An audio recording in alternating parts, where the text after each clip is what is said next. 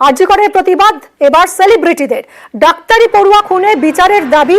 খান্না থেকে শ্যামবাজার পর্যন্ত মিছিল করলেন সেলিব্রিটিরা। মিছিলে শুভশ্রী, শ্রাবন্তী, পাওলি, পথে প্রতিবাদে পরম আবির মঞ্জুর।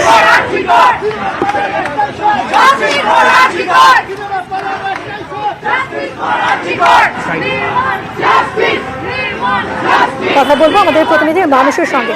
মানুষ, খান্না থেকে তো মিছিল শুরু হয়েছে, এখন কোথায় অবস্থান করছে, কত দূর যাবে? সেলিব্রিটিদের যে মিছিল শুরু হয়েছিল তার শ্যামবাজার হাসপাতাল মোড়ে এসে পৌঁছে এবং সেখানে যেহেতু পুলিশ ব্যারিকেড দিয়ে আটকে রেখেছিল, কারণ তারা গাড়ি তাই তাদের আর্থ করার দিকে যেতে দেওয়া হবে না, সেই জন্য সেই মিছিল ঘুরিয়ে ভিতরে সেগুলোর দিকে তার মুখ ঘুরিয়ে দেওয়া হয় বলা চলে। তারপর তারা ধীরে ধীরে শান্তিপূর্ণভাবে এগিয়ে আসেন এবং ভূখণ্ড সেগুলোতে যে মেট্রো স্টেশন রয়েছে সেই মেট্রো স্টেশনের সামনে তারা সঙ্গে থাকো। সেলিব্রিটিদের মিছিল এই মুহূর্তে আপনারা দেখতে পাচ্ছেন। খান্না থেকে শুরু হয়েছে মিছিল, শ্যামবাজার অব্দি যাওয়ার কথা। তার আগে যেখানেই আটকে দেওয়া হবে সেখানেই মিছিল আটকে যাবে এবং সেখানে থেমে যাবেন, এরকমই জানিয়েছেন কলাকুশলীরা।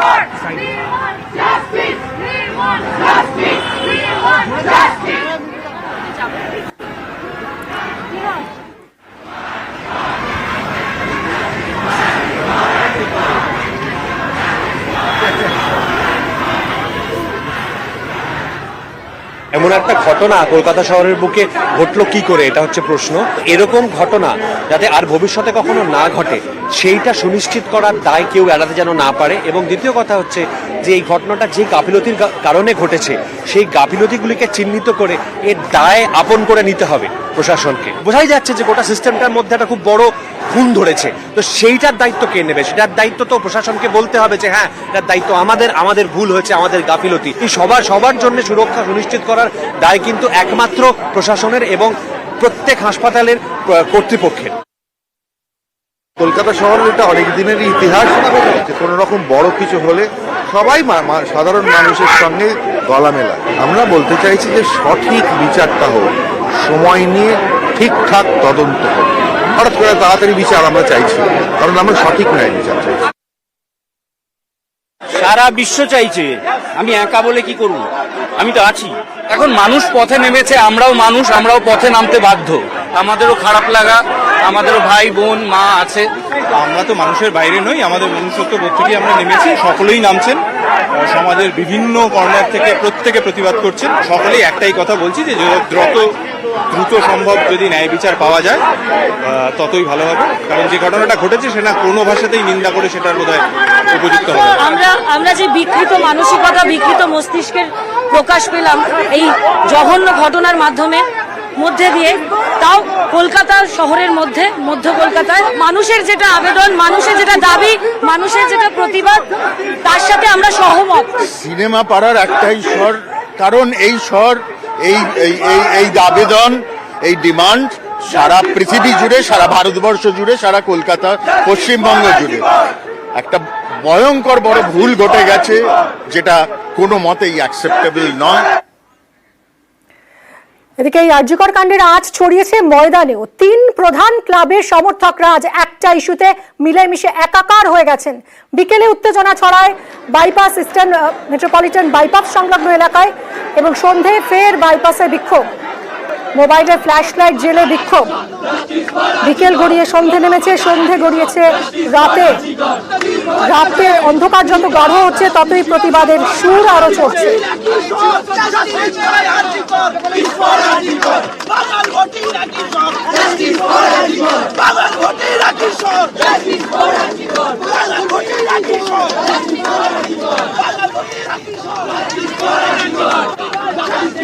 জাস্টিস ফর আরজিকর, যতবার জারবি স্বৈরাচার হারবি, নানা স্লোগান উঠছে আজ।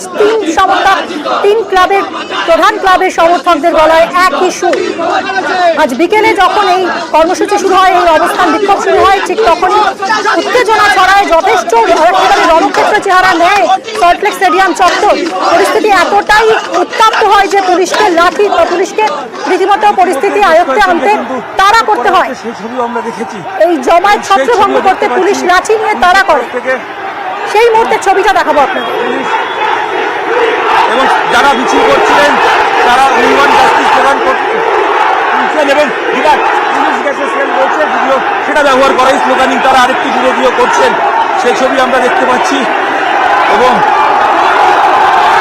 এবং এই মুহূর্তে ঠিক স্টেশনের নিচে স্টেশনের মেট্রো স্টেশন যেটা স্টেডিয়াম তার স্টেশনের নিচের ছবি দেখাচ্ছি এবং লাঠি উঠিয়ে তারা লাঠিচার্জ পুলিশ লাঠিচার্জ করছে সেই ছবি দেখাচ্ছি এবং পুলিশ এখানে যারা যারা আছেন ছত্রভঙ্গ করার চেষ্টা করছেন। ইস্ট বেঙ্গল মোহনবাগান ডার্বি কেন বাতিল হলো এই দাবি এবং উই ওয়ান্ট জাস্টিস দুই গ্যালারির একই স্বর এই স্লোগানিংয়ে এই মুহূর্তে হচ্ছে কয়েকজনকে এবং ইতিমধ্যেই বেশ কয়েকজনকে কিন্তু আটক করা হয়েছে সেই ছবিও আমরা দেখেছি এবং সেই ছবিও দেখতে পাচ্ছি পুলিশের তরফ থেকে এবং পুলিশ এখানে নিচের ছবি দেখাচ্ছি এবং লাঠি উঠিয়ে তারা লাঠিচার্জ পুলিশ লাঠিচার্জ করছে সেই ছবি দেখাচ্ছি এবং পুলিশ এখানে যারা যারা আছেন ছত্রভঙ্গ করার চেষ্টা করছেন। ইস্ট বেঙ্গল মোহনবাগান ডার্বি কেন বাতিল হলো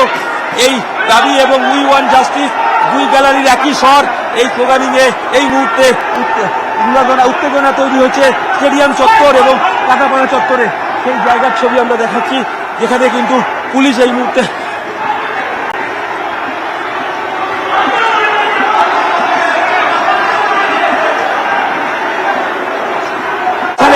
নিচের ছবি দেখাচ্ছি এবং লাঠি উঠিয়ে তারা লাঠিচার্জ পুলিশ লাঠিচার্জ করছে সেই ছবি দেখাচ্ছি এবং পুলিশ এখানে যারা যারা আছেন ছত্রভঙ্গ করার চেষ্টা করছেন। ইস্ট বেঙ্গল মোহনবাগান ডার্বি কেন বাতিল হলো প্রায় 4 ঘন্টা অতিক্রান্ত, এখন ঠিক কি পরিস্থিতি জানবো সান্নিক আমাদের প্রতিনিধির কাছ থেকে। সান্নিক, ইএম বাইপাসে কি যান চলাচল শুরু হলো?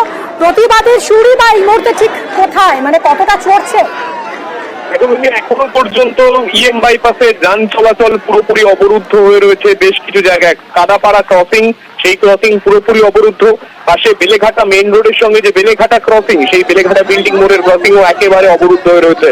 যারা প্রতিবাদীরা যারা আজকে এসছেন, 3 দল, অর্থাৎ মোহনবাগান, ইস্ট বেঙ্গল, মোহামেডান, 3 প্রধানেরই সমর্থকরা তারা একসাথে তাদের ফ্ল্যাগ নিয়ে, অনেকে আবার কালো ড্রেস পরে তারা এসছেন আজকে প্রতিবাদ ব্যক্ত করতে।